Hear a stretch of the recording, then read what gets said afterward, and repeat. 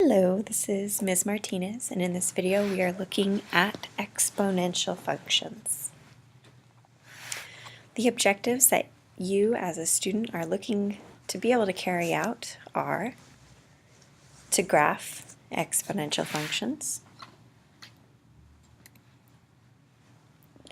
and to apply exponential functions to compound interest. So let's get started. A function of the form y equals b to the x power, where b is greater than 0 and b is not equal to 1, is an exponential function. So major note here, if you're looking at that function, the x, the variable x, is in the exponent position. That's why it is called an exponential function, because your variable is the exponent. Take a moment to write that down, please.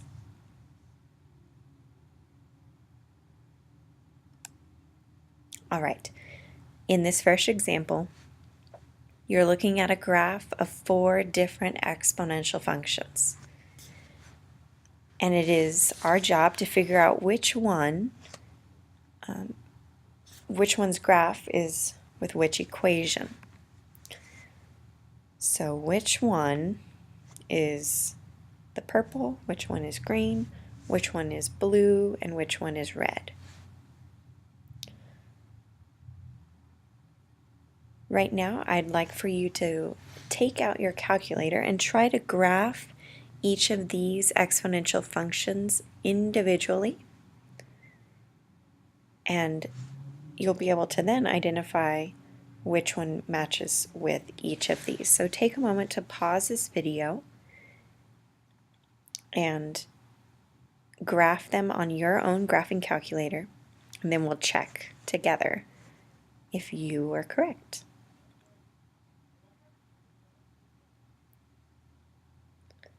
Alrighty.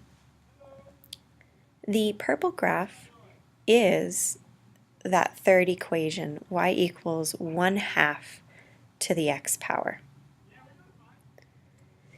The green graph is that final function, y equals 1/3 to the x power. So both of the graphs that are kind of decreasing are the graphs where it is a fraction being raised to an exponent, which means that the blue graph is 3 to the x power, and the red graph is y equals 2 to the x power. So you're seeing something really interesting here. If the base, which is what is being raised to the exponent, if your base is a fraction, your graph is going to be decreasing. If you have a value that is not a fraction, like 3 or 2, it will be growing. And 3 grows faster than 2. And the 1/3 decreases. It is also steeper. So kind of a summary here. For graphs that look like y equals b to the x, the domain is always all real numbers. And the range for all 4 of those graphs was y values such that y was greater than 0. The asymptote is a line that your graph is approaching and going towards.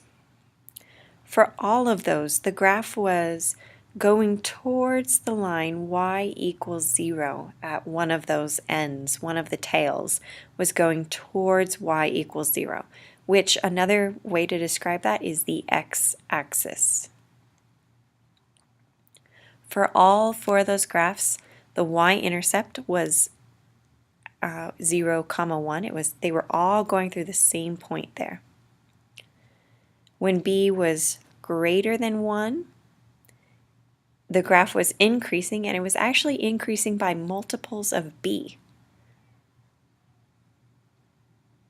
If your b, however, is between 0 and 1, it's going to be decreasing by multiples of b. In this next example, we're going to describe the graph of g of x as a transformation of that very basic parent function, which is f of x equaling 2 to the x power. Notice that they look a lot the same, g and f, but g, there's a value in front of your base, that negative 3. So we're going to see what does negative 3 in front of the base do to our exponential function's graph. Here's a picture of both of those functions. F of x is the one that is increasing and is above the x-axis. G of x is below.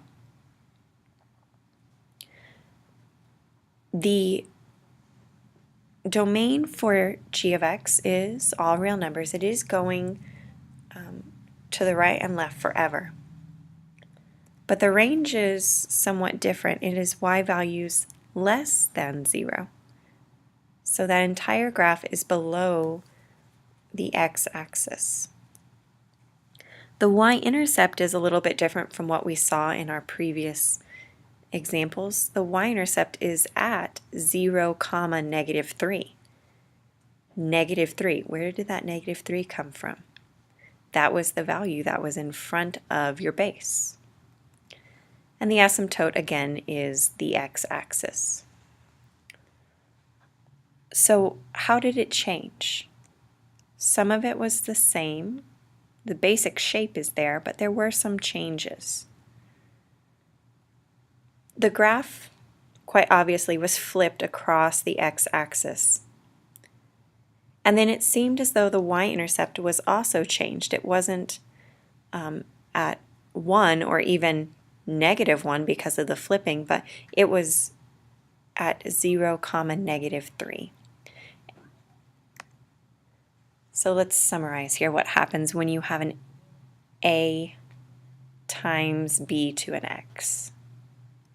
The domain will still be all real numbers. And if your a value is less than 0, it's going to be flipped across the x-axis. Asymptote will stay the same. It will still be the x-axis. But your y-intercept, if you have an a, is going to be going through the y-axis at that a value.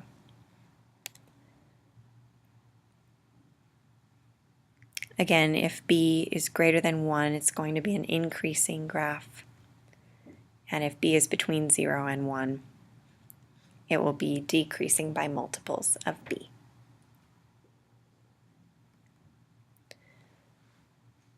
So the second part of our objective was talking about compound interest.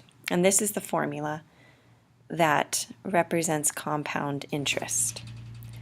A is the account balance after T number of years. P is the principal amount. Principal meaning how much you invested initially. What was the starting amount?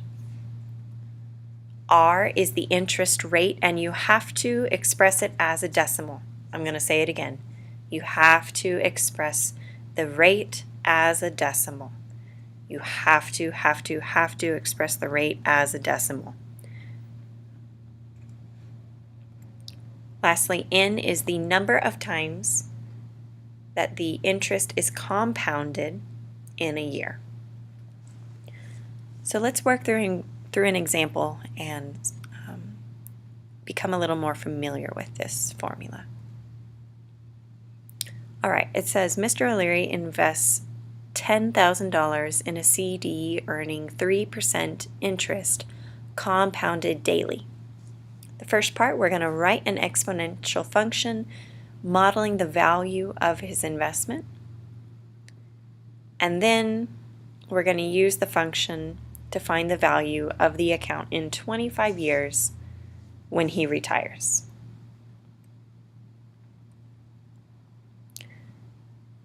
All right, so to figure this out, we're going to substitute in the values that we know into the formula.